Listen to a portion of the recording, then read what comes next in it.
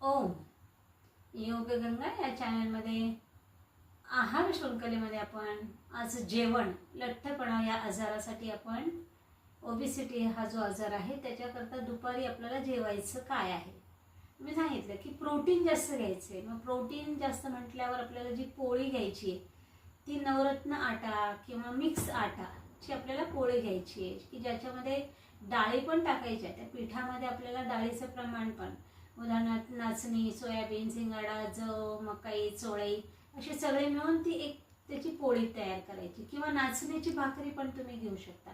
ज्याच्यामध्ये प्रोटीनचं प्रमाण जास्त आहे त्याची पोळी घ्यायची।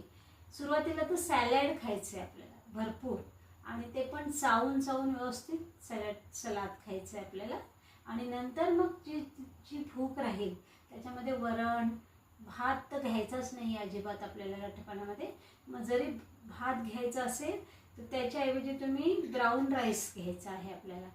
तर ब्राऊन राईस तुम्ही घेऊ शकता आणि वरण भात भाजी जास्त प्रमाणात, परंतु भाजी उकडलेली प्रयत्न करायचा आहे की हिरवी भाजी उकडलेली रोज आपल्याला एक हिरवी भाजी घ्यायची आहे की त्याच्यामुळे पण प्रोटीनची आपली मात्रा शरीरामध्ये वाढेल आणि फायबर मिळेल, पोट साफ होण्यास मदत होईल आणि प्रोटीन जास्त आणि कार्बोहायड्रेट कमी, तेल तूप अतिशय कमी नाहीच्या बरोबर आपल्याला पोळी आणि भातामध्ये तेल तुपाचं प्रमाण कमी करायचं आहे।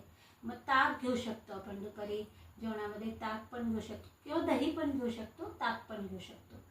तर या पद्धतीचा दुपारी आपल्याला आहार घ्यायचा आहे की जेणेकरून दुपारी जास्त खूप झोपही येणार नाही आणि लठ्ठपणा पण वाढणार नाही। तर नक्कीच व्हिडिओ आवडला असेल तर लाईक करा, सबस्क्राईब करा, शेअर करा। ओम धन्यवाद।